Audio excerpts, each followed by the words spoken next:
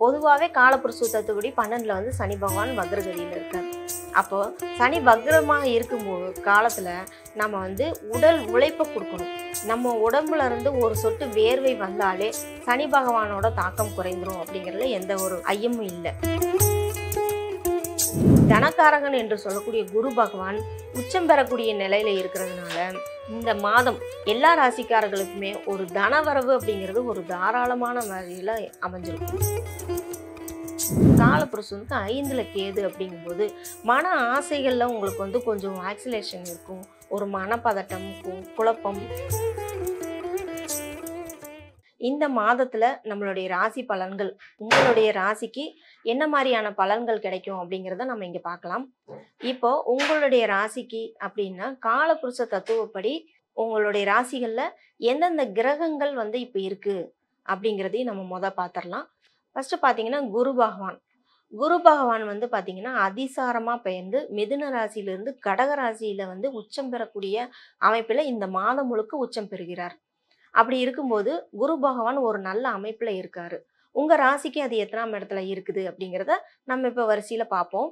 அதற்கு முன்னாடி கிரகங்கள் வந்து எந்தெந்த இடத்துல இருக்கு, என்னென்ன ராசியில அமைய பெற்றிருக்கு அப்படிங்கிறத நம்ம பார்க்கலாம். குரு பகவான் கடக ராசியில உச்சம் பெறுகிறார். அடுத்து பாத்தீங்கன்னா சிம்ம ராசியில கேது பகவானும், கன்னி ராசியில சுக்கிரவனும், துலாம் ராசியில சூரியன், புதன், செவ்வாயும் அமர்ந்திருக்காரு. செவ்வாய் பகவான் பாத்தீங்கன்னா விருச்சிக ராசியில ஆட்சி பெற்றிருக்காரு. அதே போல பாத்தீங்கன்னா ராகு கும்ப ராசியில ராகு பகவானும், மீன ராசியில சனி பகவான் வக்ரகதியிலும் அமர்ந்திருக்காரு.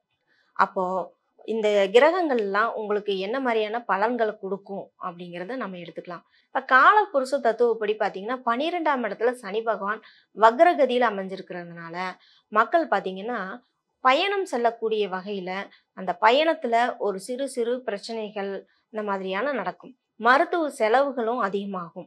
இந்த மருத்துவ செலவுகள்லாம் நீங்க குறைக்கணும் அப்படின்னா உங்களுக்கு காலில் இப்ப சனி பகவானோட ஆதிக்கம் அதிகமா இருக்கு அப்படின்னா காலில் நீங்க செப்பல் போடாம கூட நடக்கலாம்.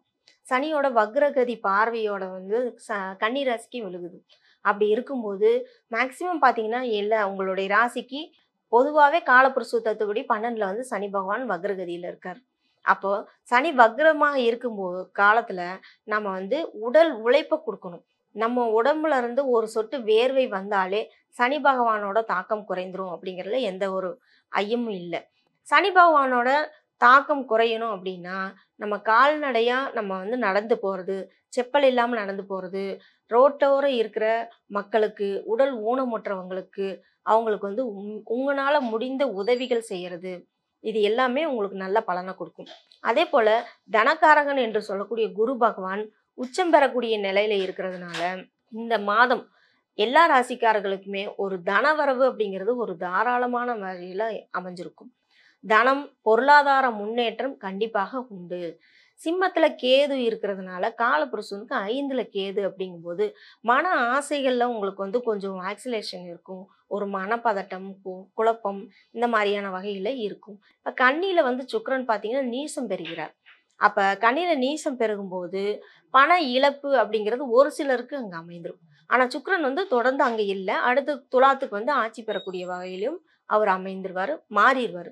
பிற்பகுதியில் இந்த மாத பிற்பகுதியில சுக்கிரன் வந்து துலா ராசிக்கு வந்துடுவார். அப்ப மாத பிற்பகுதிக்கு பிறகு பாத்தீங்கன்னா உங்களுக்கு பெண்களால ஒரு சின்ன சின்ன விஷயங்கள், பொருளாதார முன்னேற்றங்கள், பெண்களால சில சில பிரச்சனைகள், தொல்லைகள் இந்த மாதிரி எல்லாம் ஏற்பட்டுட்டு இருந்தது. இந்த மாத பிற்பகுதியில துலாத்துல வந்து ஆட்சி பெறும்போது உங்களுக்கு பணம் அப்படிங்கிற ஒரு வகையில உங்களுக்கு நல்ல ஒரு முன்னேற்றம் இருக்கும். நீங்க எதிர்பார்த்திருந்த பணம் அப்படிங்கிறது கண்டிப்பாக கிடைக்கும். அப்ப 12 ராசிக்காரர்களுக்குமே பாத்தீங்கன்னா உங்களுடைய இந்த மாதம் ஒரு அற்புதமான மாதமாக அமையும்.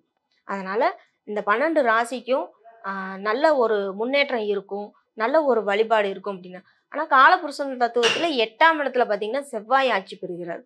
அப்போ மறைமுக தொற்று, ஏன்னா இந்த மழை காலமாக இருக்கிறதுனால இந்த பூச்சி அடி, விஷப்பூச்சிகள் கடிக்கிறது, கொசு தொல்லைகள் இருக்கிறது, மறைமுக தொற்றுக்கள் ஏற்படுறது, அதாவது தொற்று ஏற்படாம இருக்கிறதுக்கு தான் இந்த கார்த்திகை மாதத்துல விளக்கேற்றோம்.